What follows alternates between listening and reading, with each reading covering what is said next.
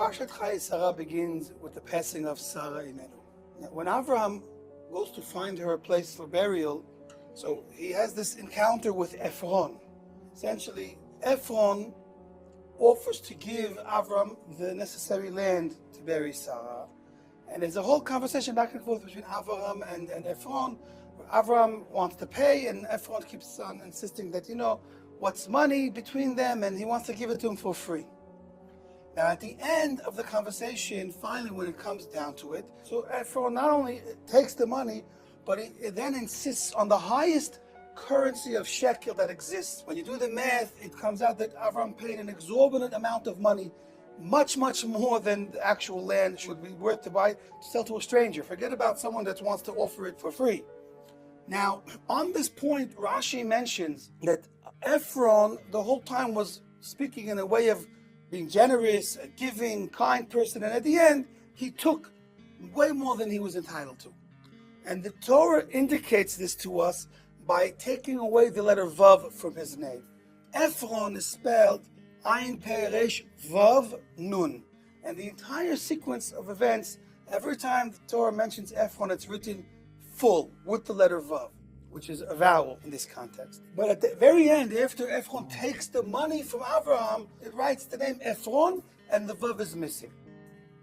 The Torah uses this method it's called the Ktiv Chaser, to teach us that Efron himself was also chaser something, that Efron was lacking that midah to follow through with what he was saying and thinking.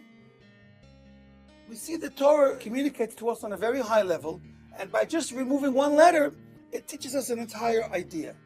Now, on the most simple level, why the letter Vav? So the answer will be, because that's the letter of his name that was a vowel which could be removed or left in. Meaning that's the only letter that could have been taken out of his name. That's one way to look at it.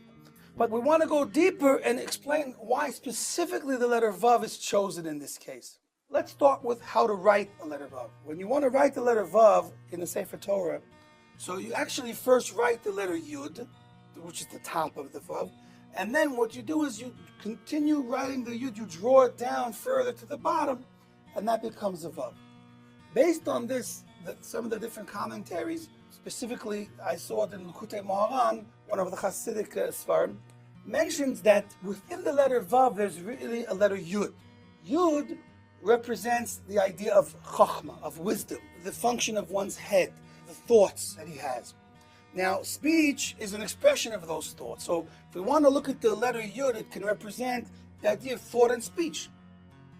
The letter Vav represents the idea of, just like when you write it, you take the Yud and you draw it down to the bottom, so too Vav represents the idea of drawing down thought and speech all the way down to the lowest level of action.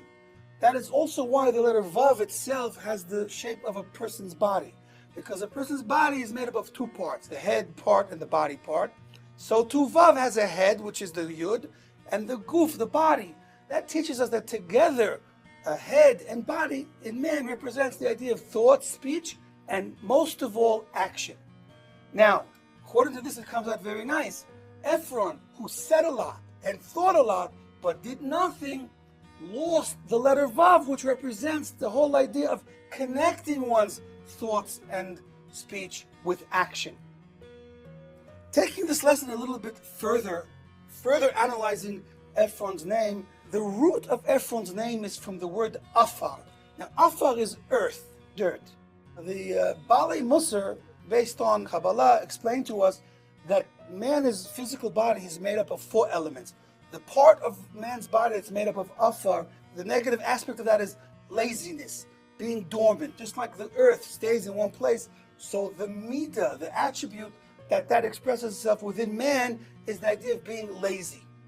Now, we see, interestingly here, the idea of afar comes in man and holds him back from fulfilling his desires, his wants, his aspirations.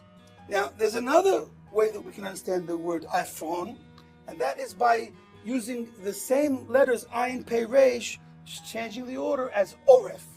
The Oref is the back of the neck.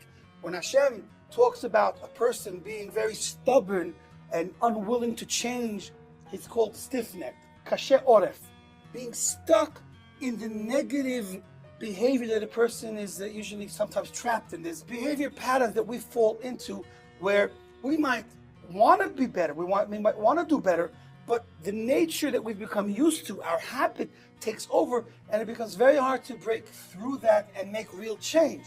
So the lesson of Efron that really relates to all of us is the idea of working to break the nature of the physical body, the afar, the earth part of us, which is lazy by nature, and also the stubborn part that wants to just stay with routine and do what's comfortable and not push ourselves to grow and advance.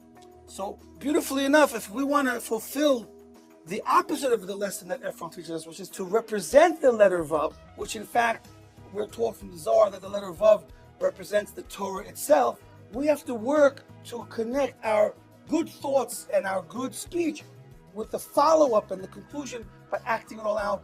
And that is what our Torah and what our life in this world is about. It's about making this world a different place, a better place, through acting out the beautiful ideas that we're able to learn from Torah.